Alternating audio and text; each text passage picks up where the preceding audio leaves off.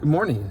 It is Wednesday, October 21st. It is 8:15 and I have just gotten to the Silver Lake Trailhead, and today we are going to be doing the Potawatomi Trail.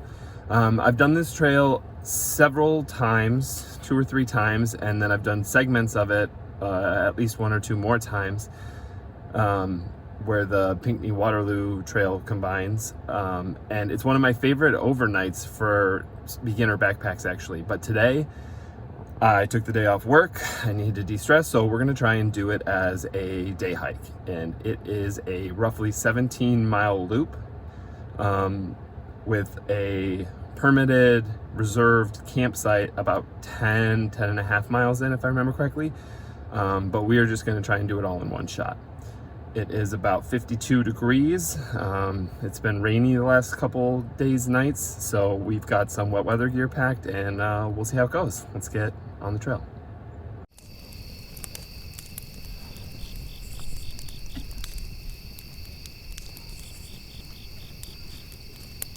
Okay, officially at the trailhead here, right here on the shores of Silver Lake.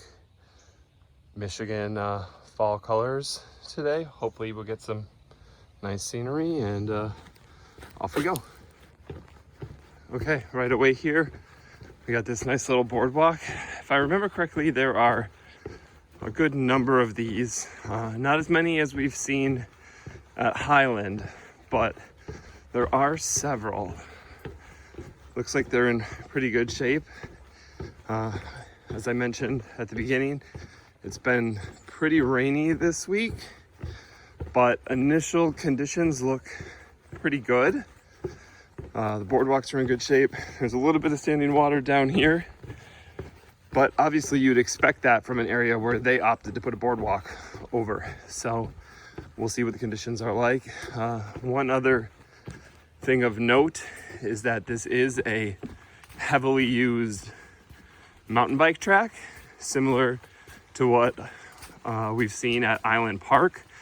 So I don't expect to run into many bikers today, since it is a Wednesday in the middle of October and most people are working or going to school, whether in the school building or remotely. So hopefully we won't be dodging mountain bikes, but it tends to have some of the same problems that we've seen at Island Lake, where the mountain bikes can be really tough on the trail, and so it can be pretty rocky. And that is what caused me to roll my ankle the second time we were out at Island Lake. I didn't record that one. So I did make sure to put the ankle brace on, and we'll be taking our time and making sure we have some solid footing. So we'll see how the conditions are. Can't beat the views though. Like I said at the top, it's about 17 miles. So I'm expecting it to take about 6 hours, maybe a little more, a little less, depending on how I'm feeling and trail conditions. And if I feel like stopping. I didn't pack a lunch, but I do have an entire box of protein bars and about 3 apples that I can eat if I get hungry. Like I said, about 6 hours, should be done by 2. I'd rather get real food when I'm done than stop and cook on a day hike. Just didn't really feel up for it, and didn't pack any sandwiches or anything. So that's about what we'll see. Okay, first trail intersection. We are at 2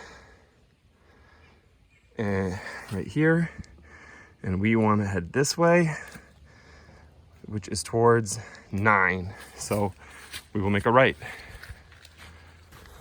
Okay, just crossing a road here. We are at the 1 mile mark. Conditions have been pretty good. Trail seems to be in good shape. Probably getting a little less use this time of year. Back is still a little sore. I tried to pick something up and had terrible form and just tweaked it a little bit on Sunday. So been stretching, taking some vitamin I. It's feeling a little bit better, but So far, so good. The only thing that's a little annoying right now is tiny bit of drizzle or like drips off the trees, but it's in the mid to upper 50s, so it's like a little too warm for the fleece, but I don't want to be wet on my t-shirt layer. So at some point I'll probably stop and take the tech fleece off, but until then we're just gonna keep on hiking. All right, almost 2 miles in, going by this little creek here. This runs a little stronger in the spring. It can be a good water source if you need it. We're gonna come around this little bend here. I'll do a nice little bridge boardwalk. They do a really nice job of maintaining the boardwalks out here on this trail.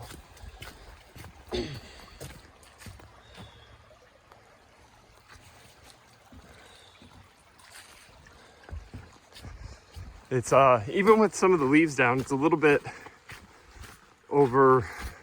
not overgrown. The trail's in great shape, but like green tunnel-y, even though it's not a full tunnel right now, nor is it really green, but it's very peaceful. And it's super quiet this morning. I very well may be the only person on the trail. And it's nice, very nice. Okay, second trail intersection here. We are at 9, right here, headed towards 8, which says is over there. However, we are actually on Potawatomi, which is this way. So we will venture this way for the time being. For the most part, this trail is really well marked, which is one of the reasons I mentioned earlier that I think it's a really good beginner's trail. There's very few places to get lost. The trail's quite flat. We'll have one climb about, I think it's about a mile from the Blind Lake campgrounds. And that's really, it's not bad. It's just the most significant climb on this trail. So it's relatively flat. Just kind of some rolling ups and downs, which make it good for a beginner. The only downside to it is that the back half, which is shorter than the front half, which I think is good too if you do it as an overnight.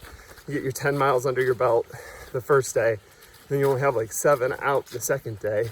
But the back half is still not serious climbs, but it's a lot of up and down, a lot of rolling hills.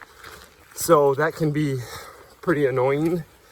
And if your legs are already taxed from doing 10 miles the first day, it can be a real morale buster.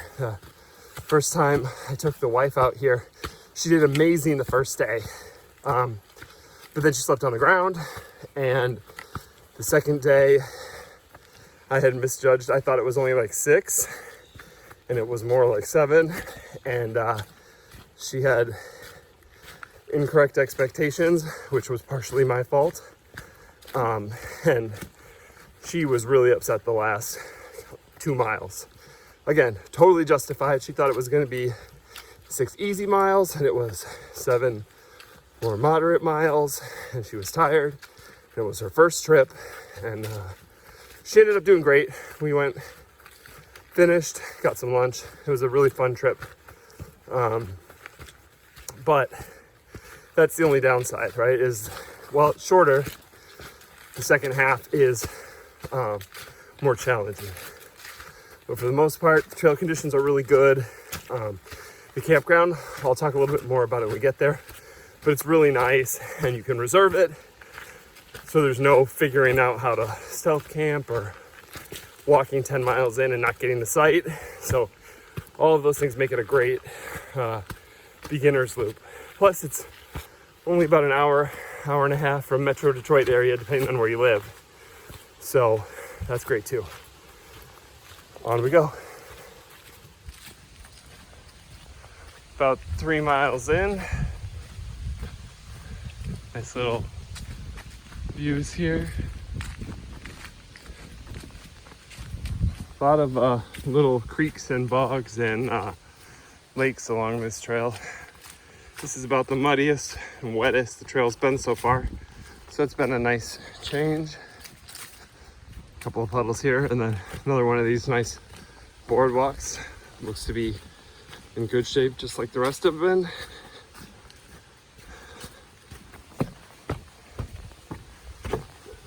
Little slick, but nice little views. Catch nice breezes up here. Good spot to stop in the summer. A little cool, and when you're doing the whole thing, it pays not to dilly-dally, so we're gonna keep on moving. All right, road crossing here. Coming up to Gosling Lake boat access. So when you're doing this loop as an overnight, typically we're just about 4.5 miles in. So it's pretty solid midway point, and there's a little turnout up here on the boat access to Gosling Lake, as you would imagine. And that's where we usually stop and make some lunch, take a little break. I'll show you the access point when we get there. All right, here's the boat access point. Little notice board, and then right down there is the boat launch. It's a nice little spot. There's a lot of little grassy bits here. You can sit by the lake and catch a breeze. I don't recommend filtering water here. If you need to, you could, but it's pretty gnarly from trucks and cars and motorboats going in. So generally try and avoid it. But in terms of lunch stops, it's pretty nice, especially if you got a chair, which I almost always do. It's because there's that nice little pavilion area, not pavilion, a nice little center point area. It's up on a little rise, so even if it's kind of wet like today, you can stay dry and eat a sandwich, whoops, little slip there, or cook up a backpacking meal, whatever you got. And nice colors here. Some more up on the ridge this way. So hitting there, we're about 4.6 in, so we are about a third for today. I looked at the map again, and it's about 17 and a half. So, or I guess we're about a quarter of the way, not a third of the way, but a quarter of the way done. Everything's going pretty good. Back is loosening up a little bit more even. Trail's been good. Haven't done much slipping and sliding, and we're doing an okay pace. It's been about an hour and 20 minutes, so we're sticking right around just under a 20-minute mile, which is acceptable.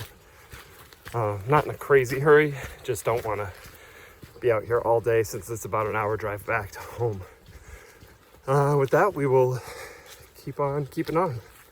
So just about 6 miles in. Just went over a couple more boardwalks, a little stream crossing. Saw another person for the first time, nice elderly couple. So I'm glad I brought my mask with. They had theirs on too, so that was great. 6 miles in, I think I already said that. So we're over a third. Has been a little bit more treacherous this stretch. There's been some mud, and boardwalks have been a little slicker, but haven't slipped or fallen yet, so that's great. Mostly still pretty good conditions, just spotty here and there. So hopefully that was the worst of it. We'll see how it goes. Another road crossing here. We just hit 7 miles in 2 hours. So 3.5 miles an hour, pretty solid clip. It's been pretty easy. I've been having really nice trail segments, and it's been really flat. So Not too surprising to be slightly ahead of schedule. Got about an hour left until we hit Blind Lake, just a hair longer, I would guess. Should be about 4-ish miles from here. And then we'll stop and have a couple apples, and I'll give a little mini tour of that Blind Lake campground. Maybe use the latrine, and then we'll hit the back half. Weather's held out pretty good. Scenery's been kind of the same, but it's nice. No other people on the trail since we saw that elder couple. So pretty good morning so far. Another trail intersection here. We are at point 11, which is up here. All right, the intersection is with this shortcut we could have taken. We did not. We are gonna head this way towards 12, which is to Blind Lake, and we'll take a stop there for a little bit of a rest. Another feature that makes the Potawatomi Trail a great pick for the beginner backpacker is that Potawatomi Trail is crisscrossed by other trails at several points that, combined with optional detours to sections of road, provide ample opportunities for new backpackers to right-size the trail to match their needs and abilities.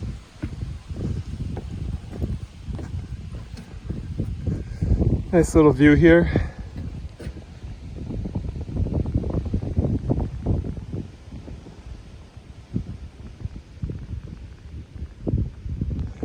And if I remember correctly, just down the other side here, we're gonna get our first and kind of only major climb, major in air quotes.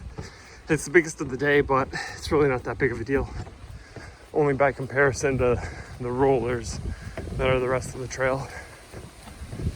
About 9.25, 9.5 maybe miles in, doing pretty good. Now we're gonna head up this climb. It's a little bit windy, so it's probably not coming through on camera, but I'll have to check the map later. I think it's about 700, 800 feet climb in about half a mile. So that feels too much. I'll try and look and put it up on screen. But like I said, compared to everything else, it's about as steep as it gets around here. So up we go. All right, so we are at just over 10.5, and we have hit the Blind Lake camping area. There is a nice water pump here, and Pinkney area trails forward. That's really nice.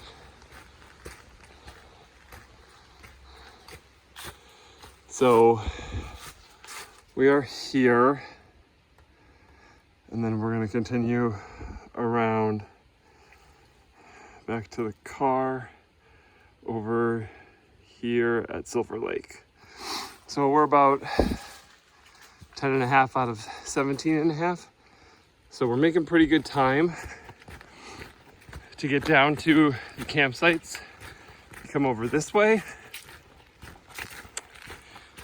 and at the top of this little ridge, you can see the first fire ring over here by this picnic table, behind those leaves. I think there's about 3 or 4 campsites up here. They're pretty nice, other than you gotta kind of tromp through one to get to the next.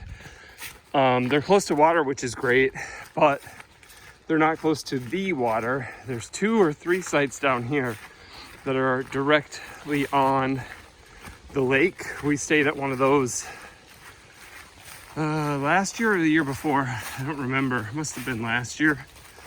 And that's really nice because you get up here, you can just pop your feet in the water. It's really beautiful. And then there's a couple more this way towards the Privy. And then there's a trail that branches off over here, and then there's 2 more back that way. They're a little more secluded, but they're not as close to the Privy or the water pump. So all in all, it's pretty nice. Like I said, I think there's 10 and you reserve them online through the DNR reservations site. So you don't have to worry about hiking in 10 miles and not having a place, which is really nice. So again, that's great for beginners, plus water pump, privy, lake access, and trash. So it makes it really easy for LNT, especially if it's your first trip or something. So I think it's a really good trail to use to sort of get your feet under you, especially if you live in southern Michigan, southeastern Michigan. So I think I am going to grab campsite 8. I don't know if you can see that on there, but it's time for 8. I'm gonna sit down and pull out some apples and have another protein bar and some water and just tighten up my boots, and then we will continue on with the back half. A little bit of a muddy stretch here. Try and stick to the edges. But I think we're gonna go back up a little ways and we should be above the water line from that lake over there.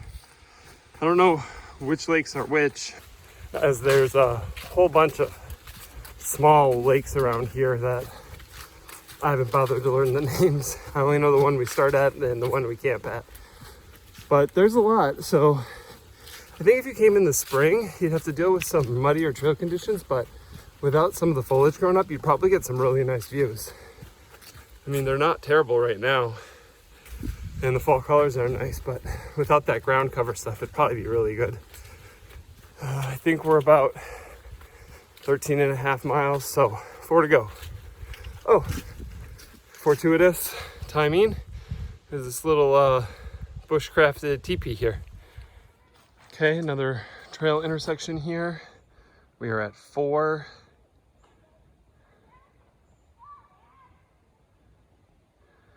And Potawatomi is this trail down here, so we're going to take a hard right towards 6, even though 6 isn't listed here. So we'll follow the sign for Potawatomi. 16 and a half miles in, just about a mile left. This really cool little lake, large pond with some beautiful foliage. We will keep going here in the home stretch. All right, here we are at trail intersection 5. 5 is right here. We're gonna head towards 7, which is where we parked. 7 is this way.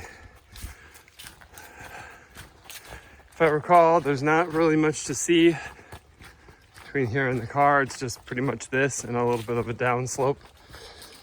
So that'll probably be it until we get to the car for a wrap up. Still on this last stretch, but interestingly enough, I just walked past 2 guys, maybe mid-20s to mid-30s, with blaze orange beanies and what look to be AR-15s. So there are signs around here that say it's open to hunting, but a little curious as to what they would be hunting since deer season doesn't open for almost a month. Who knows? I didn't stop and pay that much attention to the weapons, just said hi and kept moving. So maybe they were something different. I don't know. Anyways, thought that was interesting, if not mildly disconcerting, given things that have happened in Michigan the past couple weeks, especially with middle-aged white dudes with assault rifles. So anyways, we'll get our happy ass back to the car. All right, there's the end trailhead. We are just crossing the road into the parking lot because we are just about done. Nice hike today. Get this gear off, get these boots off, and we'll talk about the stats. All right, so we made it all the way back to the car, stopped the GPS recording, and we did 17.6 miles in 5 hours and 22 minutes. So pretty happy with that. I mean, I didn't really have anything in my pack, so I guess it's not that impressive. All I was really carrying was some extra socks, synthetic down coat, just in case the temperature dropped, my rain gear, a buff, a winter beanie, and I think an extra pair of socks and sweatpants, just in case something were to happen. Oh, I had my backpacking chair, but we didn't really stop long enough to need that. So there was almost nothing in the pack. But I'm still pretty happy. Knocked that out. It's 10 to 2, so I'm gonna make it home by 3, which is what I wanted. So perfect. This is Sergeant Sparty. Dismissed.